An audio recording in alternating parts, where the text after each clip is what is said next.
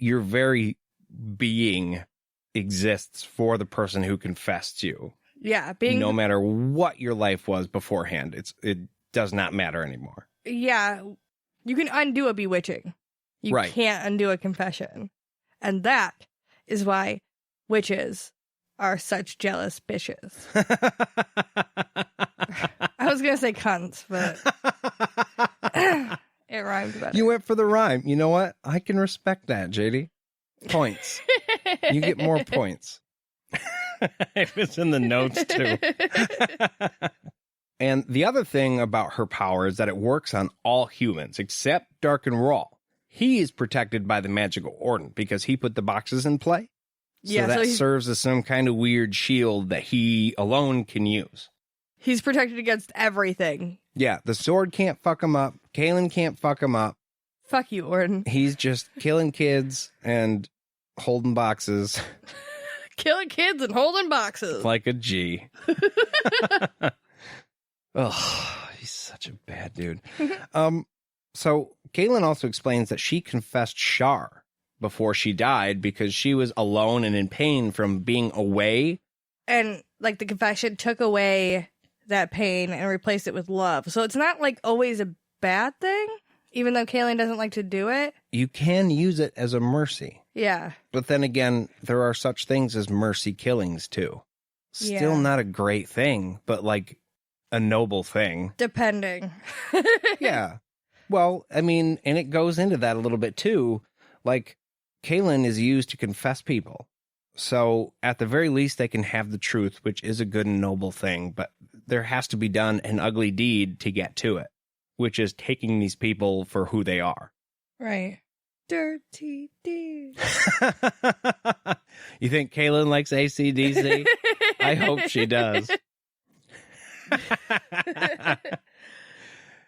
But the reason that a quad is because of the way a confessor works. So that she'll confess one, and then there's still enough to, like, kill the both of them. So one of those dudes in the quads always knows that he's getting fucked. Yeah.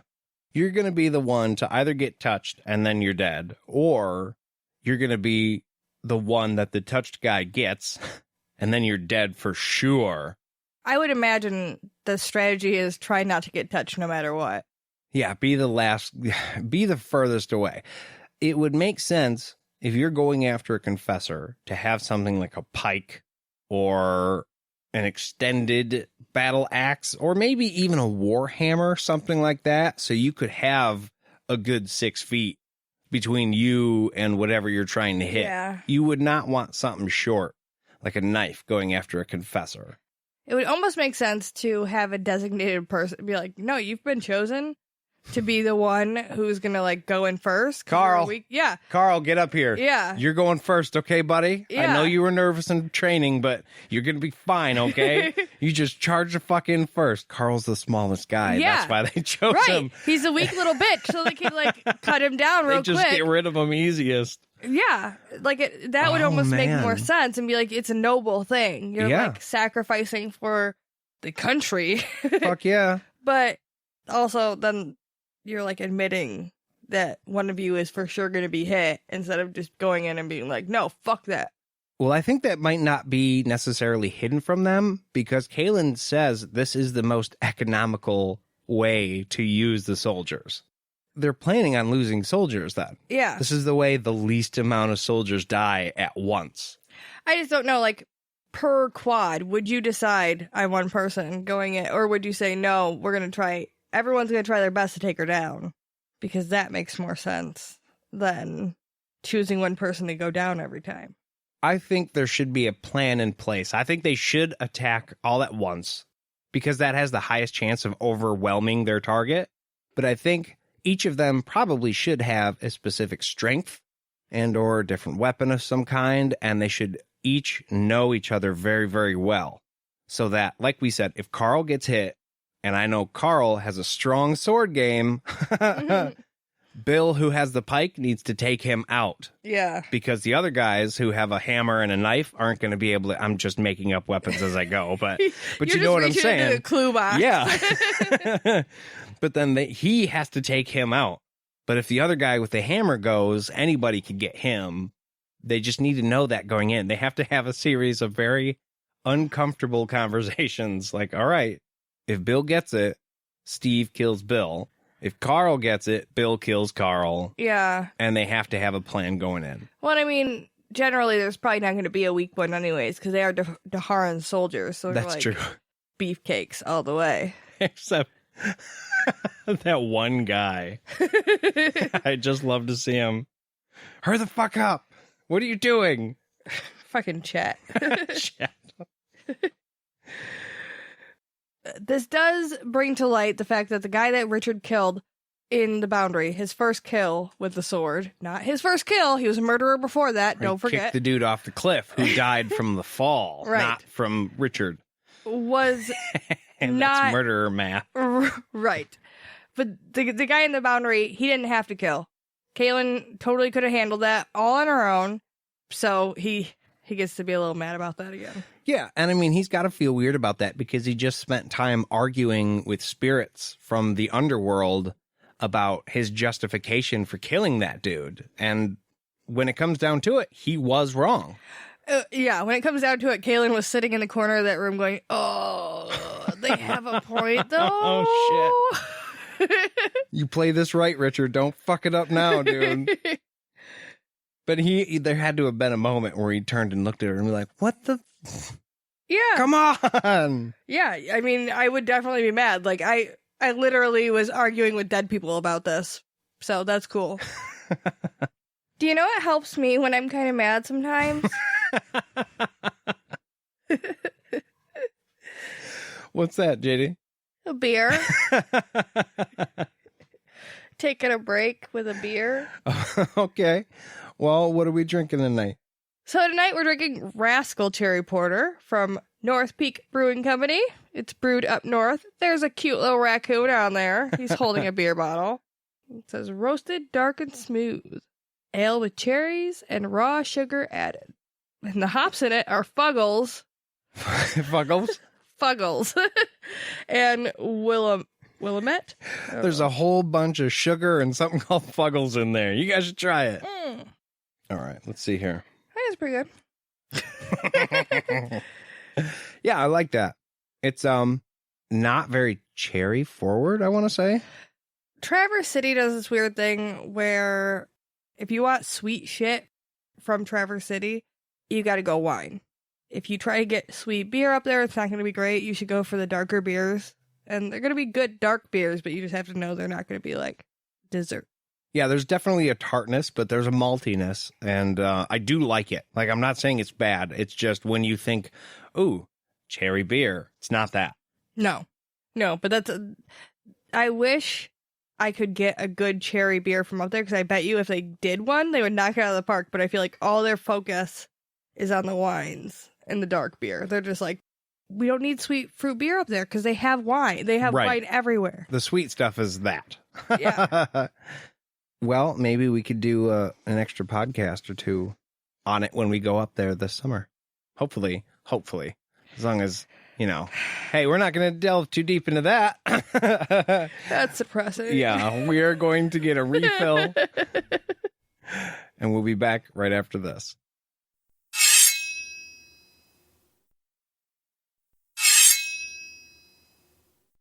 And we are back.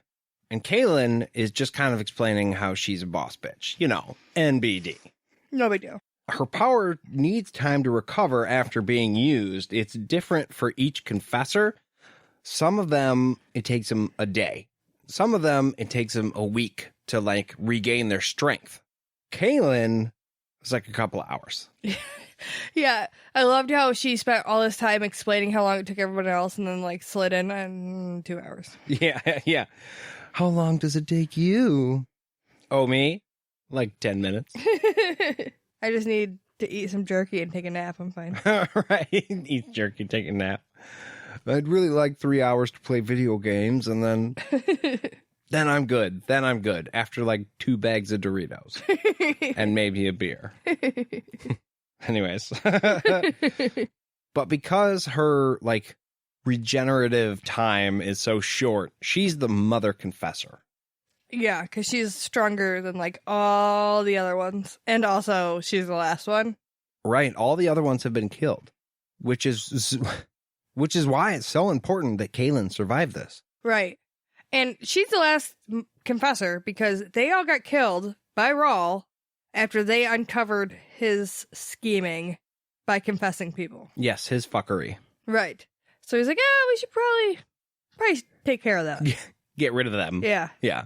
Which is why it's kind of ballsy for Kahlan to be walking around in her white dress, though, because it explains that all the other confessors wear black. Only the mother confessor wears white. And she's the only one left. So she's not even trying to take the precaution of being like, I'm a confessor, but I'm wearing black. She's like, I'm going to put on blue today. That'll fuck them up. No, she's like, here I am. But she is wearing her traveling clothes, I guess. I keep forgetting that. Yeah, I don't think those are bright white.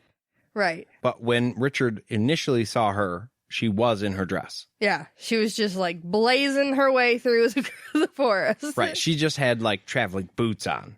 Right. Instead of nice shoes. And then she kind of goes into like the politics of being a confessor, which super exciting, I know. But confessors are much like seekers. They're above the law. They're kind of a law unto themselves. In fact, they confess people and then tell I was going to say court, but like the king or queen what to do, essentially. Yeah, and if they don't listen, they confess them. Right. So a long time ago, when rulers thought to use the confessors for their like evil ends, they were taken and then they were replaced with smarter leaders. I.e. ones the confessors liked. Right. Oh, you want to do? No, you're done. And after that, they were paraded around town like, hey, look what I did to this guy. Yeah, they would bring them all around the Midlands and be like, hey, that's King Jeff. You see what he's doing now? He's making my fucking dinner. Which could very well be like a death sentence because people would stone people. I mean, to be honest, it still happens to this day. You march somebody universally hated down a road and there's a good chance they'll die. Well, you wouldn't want to fuck with a confessor, though. No, that's true. She'd turn around and be like, what? Maybe huck a rock from a long ways out and then turn around and go. Yeah. Don't make eye contact. Yeah. It was him. Yeah. And run the other way. Richard is a little bit confused about how they could get close enough to a king or queen to just change them like that. And she explains that her and a group of her sisters could move through a castle like a plague or like a virus, like a pandemic.